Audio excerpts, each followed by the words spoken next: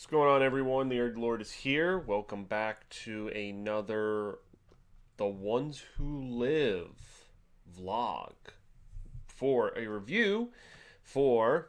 I don't know why I have these headphones in. This is for episode 3, which is BYE. If you haven't noticed, the first 3 episodes, one's called Years, the second one is called Gone, and this third episode is called Bye. So, Years Gone By, which is a nod to the title of the first episode of the pilot of the original Walking Dead in 2010, which was called Days Gone By. So this is Years Gone By. So, different scenario when the Walking Dead first started. Rick, I forget how many days or he was in a coma for before he woke up in the hospital. But yeah, now it's been years. Now it's been years where he's been MIA, and he's got to return to the world somehow. So this was episode 3. This is it was a pretty good episode. I definitely liked episodes 1 and 2 a lot better. And this was another episode where I really wish, and one of my criticisms in the first 2 episodes, where I made that kind of merged vlog together, because actually, when the first episode came out, I was still moving into my new place here, so I didn't have the ability to. I didn't really have none of this was really set up, so I couldn't really make the video. So once episode 2 came out, I was thoroughly enjoying it, so I just kind of slammed them together and did that one collective review. But I was saying last week that there were some cool characters that were introduced that I really like their characters. Okafor was the big one, the military guy in the CRM who advocated for Rick. One of the big reasons that, after all of Rick's escape attempts, that he's somehow in the Civic Republic military. That's because of Okafor, because Okafor wanted to change things within the CRM for the better. What are those things? I don't know if we'll really find out. I guess Okafor's wishes will be continued in, the actions of Rick and possibly Thorn, who is becoming a more important character. But just like Thorn is getting more character development now that she has, in this episode, she gets a promotion within the CRM. I would have enjoyed seeing that with Okafor as well. Because even in episode 1, General Beale, when he's on the bench with Rick, he's like, "Oh, is Okafor up to anything?" They were kind of teasing this a little bit, what is Okafor up to? I was kind of intrigued by that. How does Rick fit into those plans? Is Rick just trying to escape? Does Rick maybe find some sort of refined purpose, helping the CRM, whether it's with the Walker experimentation, or saving people, or manipulating the A and B system so that they get more leaders in as Bs and don't just fucking ship them off to die as As? What's kind of going on there is my question. So, and I just feel it in this episode. They do have a mini ceremony for Okafor where General Beale talks about a revolutionary. It's kind of interesting. He gives this backstory about this Revolutionary War sword that was taken from pillagers who were pillaging a Revolutionary War museum. It's a pretty interesting backstory. General Beale gives a brief speech. It's in it just for the sword that he's wielding. Now, of course, you have to have some sort of fight scene between Rick's, hand knife, Assassin's Creed knife gauntlet versus Beale's sword. I'm expecting that fight scene. You can't just tease a sword and not expect a fight scene to come about. So we have that, and then in this episode, the other question I really had was, what is Thorn's angle? Because I don't really know if she's on Rick's side or not, because it seemed like she was on Rick's side, and then now, that she gets this promotion from Beale, it doesn't seem like she is. Because in this episode, she aims at Michonne, and it looks like, she might shoot her, and like Rick's kind of like gets in the way. I was also confused. Like, this episode juked me out a few times. So Thorne juked me out because I couldn't tell whether she was like for Rick or against Rick. I couldn't really tell that with her motivations, right? Um, in my mind, she's kind of almost carrying like some of the stuff that Okafor was arguing with Rick about, like that. It's my favorite scene thus far in the whole series. When Rick goes into Okafor's tent, cabin, whatever, and confronts him, and they have that huge confrontation. The acting is superb. I go to the scene. I've revisited the scene a couple of times, and this is where Okafor reveals that he was supposed to bomb Philadelphia, but he turned against the army, and that's kind of how the CRM formed, and we get that kind of revelation. It shows the flashbacks to the Atlanta bombing, the Los Angeles bombing that was in Fear the Walking Dead. But it seems like Thorne is continuing some of, because Beale wanted Rick to stay within the CRM ecosystem. He's like, if I can convince, I know this guy wants to go home, but if I can put him in the military and convince him that he can do some good, that maybe we can change the system. Like, we don't have to just go out and kill people, right? Like the freaking gas bombs that they dropped on the caravan group that Michonne was with. Like, we've seen how ruthless. I mean, Jadis has said multiple times that they'll just go to Alexandria and just blow everybody up with their fucking army of helicopters. I am kind of curious that, I guess it's ingrained in who they are. Like, it's secrecy no matter what. So they're not like the saviors, where the saviors very much devoured, right? Like, they wanted to conquer. As soon as they saw the hilltop, they subjugated it. The kingdom, they subjugated it. Oceanside subjugated it. And then when they came across Rick's group in season 6 and 7, they eventually subjugated Alexandria. So it's not this devouring mass, I guess, in what the saviors were. The CRM is completely okay with being its own tight unit. It's like, but in a sense, that's not like necessarily true, because I know Omaha is gone per the events of World Beyond, and it was talked about in this show.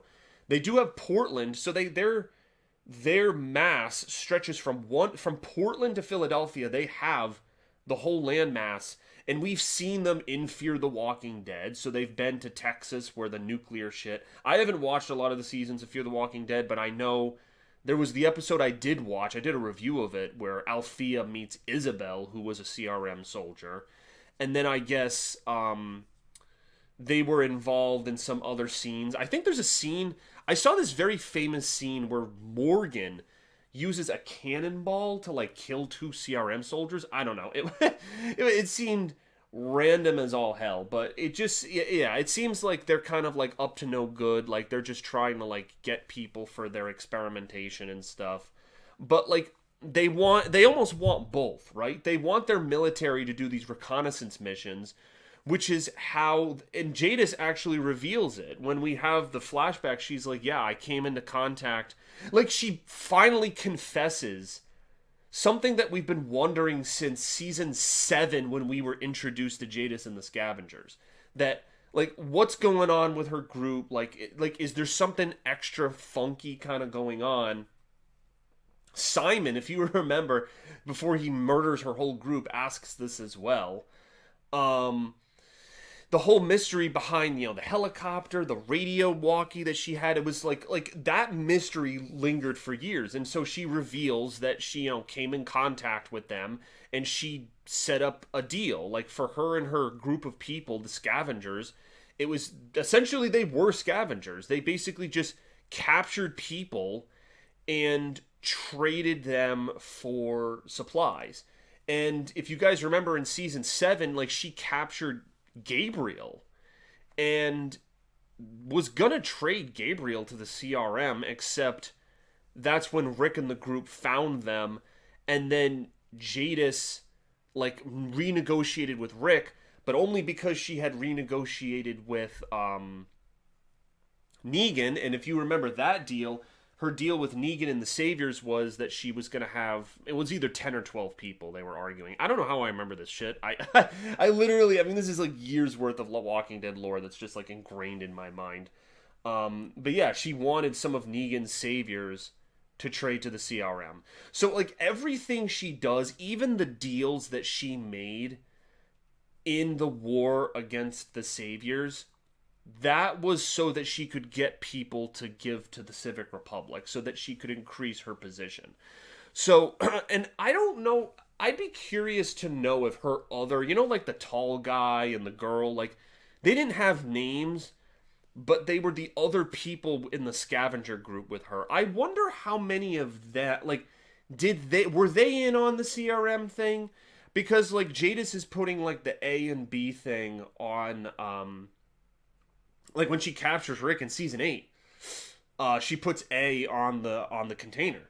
So those other scavengers must have known, and then they all just died, and Jadis was the last one from that group, and then, you know, everything happened like that. So why am I going off on this giant tangent? Well, first of all, I kind of forget.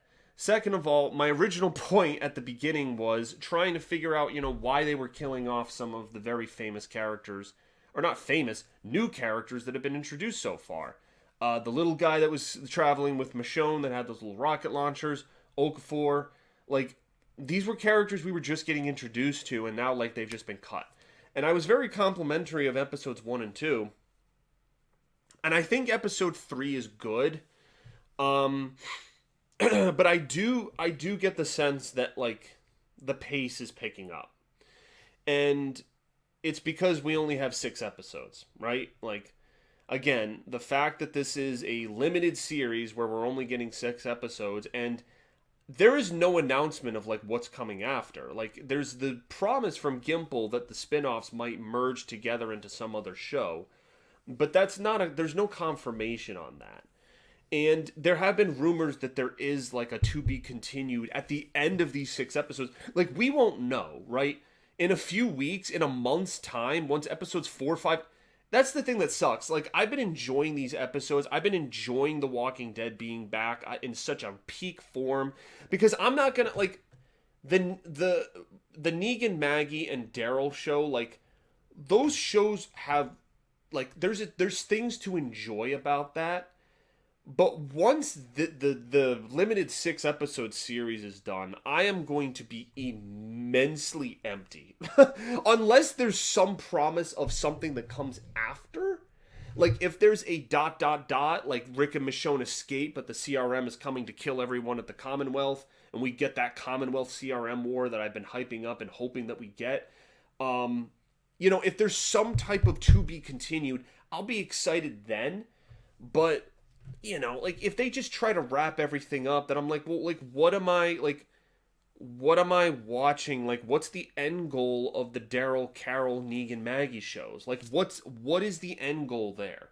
Because, again, like, the Rick and Michonne, like, their adventure just is on it's on such a bigger scale. The CRM has a full fucking military. They're remnants of the old government. They have, like I said, coast to coast. They have an empire. They're the biggest empire. They're bigger than the Commonwealth, bigger than like all of the adversaries that have been portrayed in the show.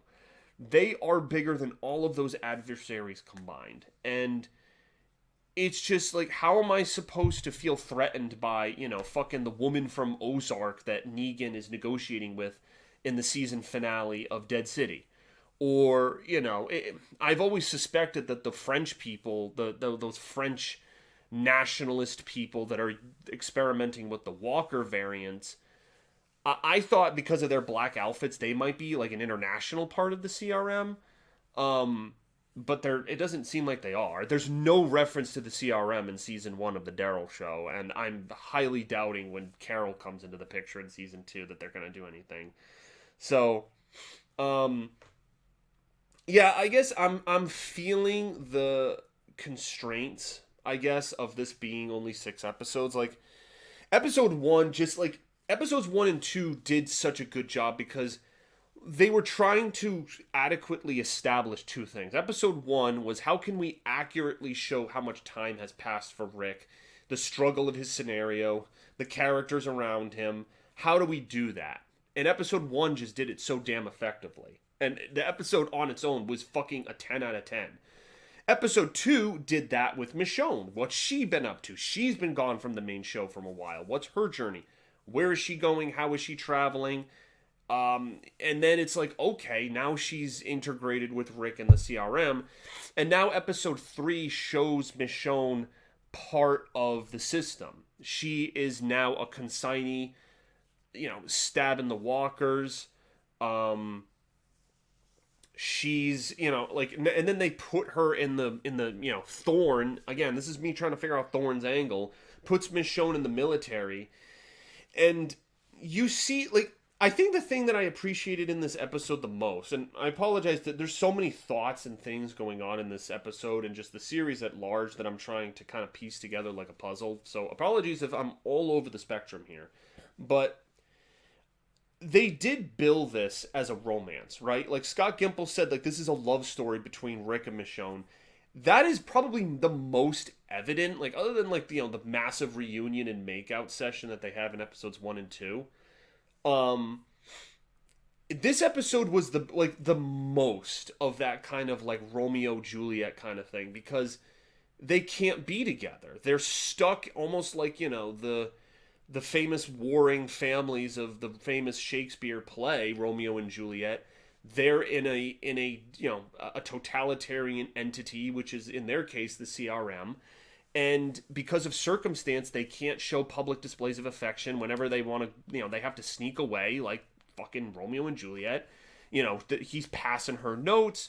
He tries to, and like, this is the different ways that Rick loves her so much that he's like, you cannot be here. You need to go now. There is no circumstance where I'm going to let you stay. Like, I knew it. Like, I was like, there's no way he's going to run away with her. And then sure enough, when she gets to the red canoe and sees the note, they juked us out again. I saw the dead fucking CRM, it was a dead consignee body in the lake. And I'm like, wait, that's not Rick. There's no fucking way that's Rick. And then we find out that it was a body that Rick planted there to make it seem like Michonne was dead. And then the next day, she just goes right back because she's like, no, like, I'm not leaving you. And at the very end there, and I see, and then I got juked out again, because when they're out in the wild and there's that, like, explosive machine that they're plowing through, like, the hazy cloud of walkers, I thought for sure they were trying to get away there. And I was like, okay, like, they're directly going against Thorne. Like, they kind of betrayed Thorne in a way. Like this is it. They're kind of making their run for it. But in the back of my mind, like, Jadis made her threat about annihilating Alexandria if Rick and Michonne tried to escape. So I'm thinking that, like, it's a trump card she can play. So I'm like, they know that. So it was weird because they sneak off, they make out, and then, like, I'm like, are they running away? But then they go right back to helping Thorne. It was the scene was weird. Like, I was like they were pushing the thing, they kind of go off, and then Rick's like, yeah, we can't leave. And then they go back to help Thorne clear out the walkers. I'm like, oh, okay. It was just like a weird sequencing of events. I was like, all right, it's kind of confusing. But the thing I liked in this episode, and again, this is probably, I will say, my least favorite of so far the 3. It literally ranks 1, 2, 3. The premiere is fucking amazing, at the best. 2 is also really good, and it shows Michonne's perspective. And I think 3 is good, but there are some, like, sequentially, like, even Gimple says it in the post-episode thing. Like, they're jumping around all in time. Like, they jump around to Rick when in the early days with Jadis, and they actually, I'm glad they show the dialogue of him, like, being like, yeah, you saved me, but I can't leave, and you didn't give me a choice. I'm like, okay, I'm glad, like, there's dialogue and they're talking this out. And then there's, like, a flashback to a few days before with Thorne, and then we get a continuation of the conversation with Jadis in Rick's apartment. So a lot of jumping around, but again, it's clear in this episode the odds that, like, Michonne and Rick, like, they both want the same thing, But like Rick like wants Michonne to be safe, and she's just too headstrong. She's gone through too much to look for him. She's not gonna let him just stay there. Like, she took all that effort. It took all the effort to find the evidence that he was alive, to go there. She lost people. She's like, how can I just leave somebody in this terrible circumstance to never fucking come back? Like, that's ridiculous. So, so the episode ends with Michonne basically, they stay true to their characters, right? Michonne is not, because Rick, like, is brutal. And there's another show or movie where this happens, where a character is very disparaging and resentful and hateful of another character, but it's only a guy's, so that it's their way of professing how much they love that person by yelling at them and basically forcing their will in a certain direction is like the greatest piece of their affection, because they know the direction that person has to go. There's not enough time to rationally explain it or make the person understand, so they have to like take this measure to push them in this direction. And that's what Rick just says, like, no, like, stop holding on to the past, let go, he's just, again, like, been in this system for so many years. And I do like that. Like, I do like that it has been 6 years, and we do feel like this this is a different type of Rick. This isn't a Rick like he does in the previous episode. Like, he asks about Judith, and like there is talk of the past, but he's been in this system for 6 years, and he's not just like, there are attempts of escape, but like for the most part, like, he's just kind of like, listen, like, there's an inevitability to this, and like you being here is not just gonna let us teleport away from our situation. So, and then the episode ends with Michonne staying true to her character, like I was getting to, and she tackles him out of the helicopter, and it cuts to a cliffhanger. So, and it looks like the next episode is going to be them, like, so now they're officially on the run from the CRM, and there's no possible way that Thorne does not think that they're trying to fucking skirt the system. So now Thorne, Jadis, and Beale are all pretty goddamn certain at this point that Rick and Michonne are breaking the rules and are yet again trying to escape. So, yeah. I'm hoping they have a parachute. I'm assuming they're not just gonna fall to their deaths and fucking die. Yeah, it's like, did you think about that? Like, I'm assuming. It's like, if you're jumping out of a fucking helicopter, I'm sure you have some type of parachute device to help. But, yeah, I mean, it looks like and like, there's that shot from the trailer with the helicopter, like one of the CRM helicopters shooting the rockets at that building that they're in, and like stuff blowing up and shit.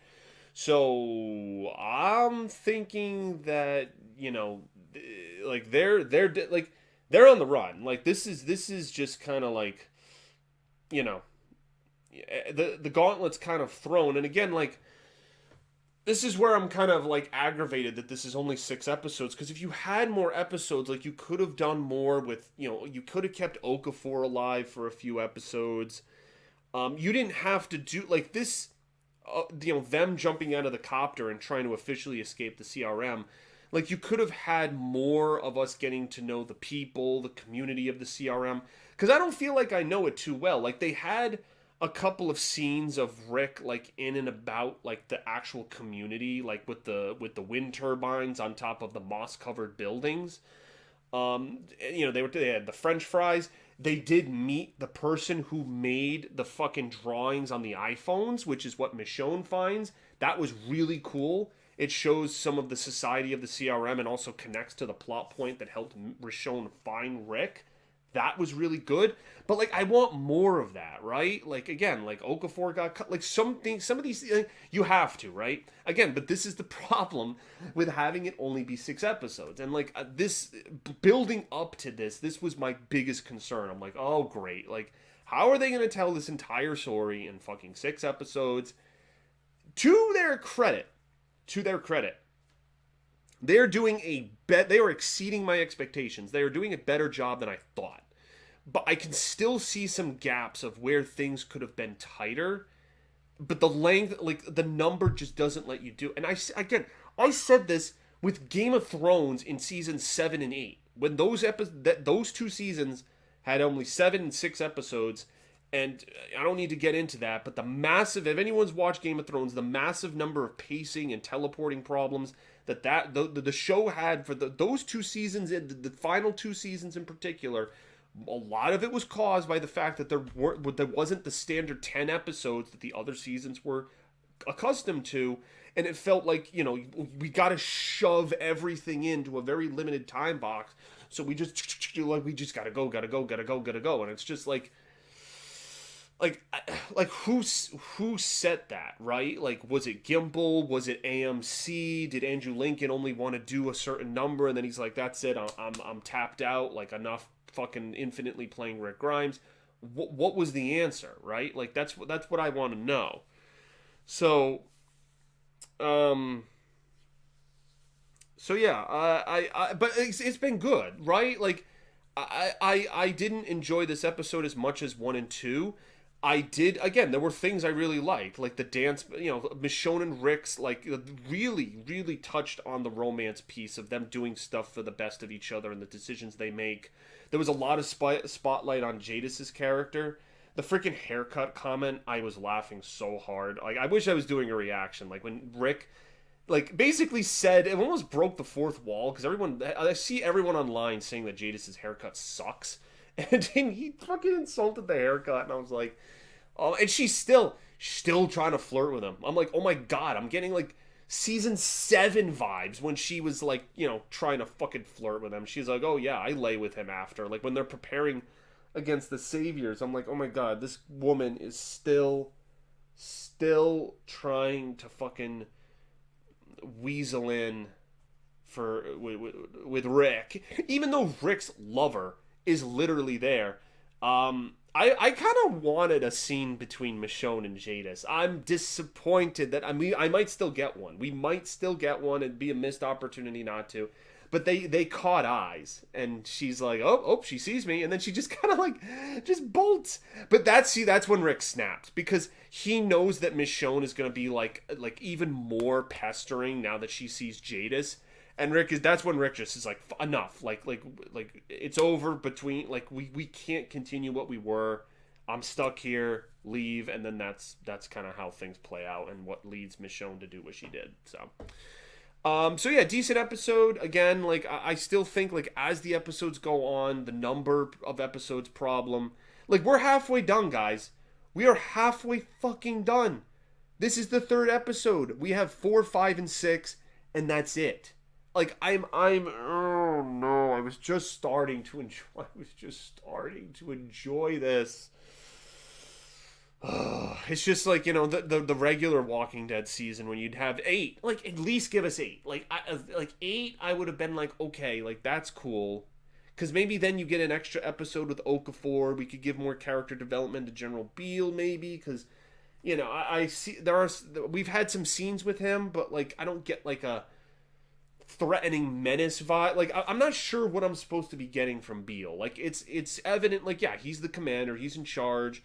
There are the scenes, he's had a couple of scenes of commanding his military, talking to everybody, and all that, but yeah, I'm not really sure what to make of him. So yeah, I'm gonna be sad when this is over, guys. Like, I've been thoroughly enjoying this, and it really feels like The Walking Dead was just dead forever, a long time. And again, I enjoyed Dead City, and I enjoyed Daryl Dixon's story, but they were lukewarm to me, right? Like, I didn't feel motivated to make the videos about. I was just kind of like, okay, like, fine, like, all right, Daryl's jumping off of boats and shit's exploding. It just felt like kind of predictable to me, right? Like, the angle of the Laurent being this kind of miracle birth, the fact that he was birthed by a zombie mother, that's an interesting angle. Like, they're doing some tricky zombie variant stuff, but, like, I kind of knew what to, I was like, okay, Daryl's gonna just kind of save the day, live throughout all this stuff, and then Negan and Maggie, like, it's continuing more of their beef, which I thought was handled in that brilliant scene, which is part of the series finale of the original show, when Maggie confronts Negan and says that she can never forgive him, and it's a very touching, well acted moment. And I thought that kind of put it to bed. Like, that was the good conclusion. But then Dead City just keeps continuing this theme of Maggie being endlessly pissed. And yes, she has a right after what Negan did to Glenn. I get it, but it's just endlessly. It's like okay, yes, she hates Negan. Yes, she doesn't trust him. Yes, Negan's doing some stuff to make her trust him. Okay, yes, yeah, like it's just like, some of this, like the fact that the Croat was a savior, and then some of the flashback stuff with Simon, like there were some cool things, but like, listen, how far is New York City to Philadelphia, by the way? Like, they're not too far from the CRM, right? And how has the CRM not done anything in New York City? Like is the city just too big and too full of walkers for them to fucking waste their resources? Maybe. I don't know. I'm not sure. But like that, like Newark, like you're not far. Like I'm thinking, like I don't know. Like that's someone said this in a post. Like I don't feel like the showrunners are talking to each other. Like how is Maggie and Negan? How are their path going from, to New York City? How does that not overlap with Michonne's path and like where the CRM might be? Like, and then there's that like group of cowboys, like the law group. Remember the group that's hunting Negan?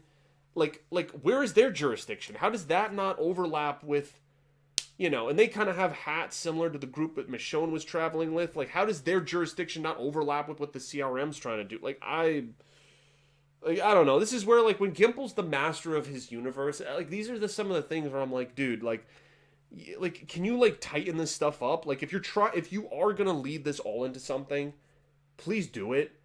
But from my standpoint, this kind of looks just, a little sloppy. That's just my opinion. But overall, again, it was a good episode. But now that, like, this is kind of like almost like a halfway point review, even though this is only my fucking second video doing a review, but now that we have a lot of content to play with and I'm seeing where things are going, like, and some of the reviews, the early reviews said this. They're like, this is great, but the fact that it's so limited sucks. Like, why isn't this longer? This is awesome. So, anyway, whatever. I'll just, we'll just watch episodes 4, 5, and 6, and I guess the only way we'll know is by seeing the end of the season 6 finale. Once we see that, we will know for sure what Rick's fate is, what Michonne's fate is. Because listen, if they kill him off, then that's definitive. But if they live and there's something after, I mean, to make us wait 6 years and to have them die in this circumstance, like, that would be shitty, right? They go through all this. My prediction was that Michonne will die. Like, that's my prediction. Like, Rick escapes, and that's who Carol was referencing on the radio to Daryl. But my theory is Rick gets away.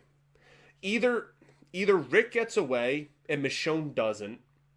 It's a reverse of what was going to happen, where Rick wanted Michonne to get away and he stays there, but it's the opposite. She stays there and he goes.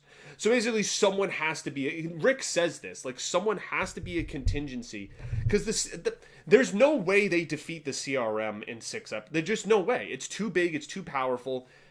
Rick and Michonne on their own cannot do it. There's no giant zombie horde that's just going to come out of nowhere. They have the helicopters, the air superiority would just, like, it would be unbelievable. And they've used this trope over and over of the horde taking down, they did it with Commonwealth, they did it with Terminus, they used the tactic in season 8 when they went to war with the Saviors. Like, this is, like, when it was first done in Terminus, it was like, oh, this is clever, but it's been done before now. And I hope that doesn't get tried again to take down the CRM, because it's just not going to be believable. They have too powerful a fucking force. Even if you do, they still have Portland. Like, they have an army. They have trucks and helicopters, and they are powerful. You know, they will, and Jadis continuously. That I predict. I bet you Jadis will die. That's probably the a given. Jadis will probably try to stop them, and Rick's gonna fucking be like, all right, you know, or you know what I think will happen? He'll get Thorne to cover up like all of the notes and stuff that Jadis has that she's gonna like, you know, she's like, oh, if I die, they're just gonna uncover my notes. He's gonna have Thorne cover up all that shit and destroy it of where Alexandria is, and then the information dies with Jadis, so then he can kill her. That's my prediction. That Thorne he'll turn Thorne to his side. That's my prediction. So she's not gonna be happy that they jumped out of that fucking copter. I'll tell you that much. Because again, she was all over the place this episode with, because I couldn't tell. Like, was she like, she gave Michonne a chance, right? But like, I couldn't tell like if Rick and Thorne were on the same page. I really just, I don't know. I don't know what her character motivation is. Like, she got the promotion, but now that she has it, is, you know, a little bit of power, is that kind of corrupting her? Like, what? I don't know. I'm confused. I'm very confuzzled. So, we shall see. Anyway, thank you guys. This video went a little longer than it usually did, but that's okay. I'll see you tomorrow, or not tomorrow. Holy shit. I'm going to upload this tomorrow. It's pretty late. But anyway, see you guys for the next review video. And yeah, peace.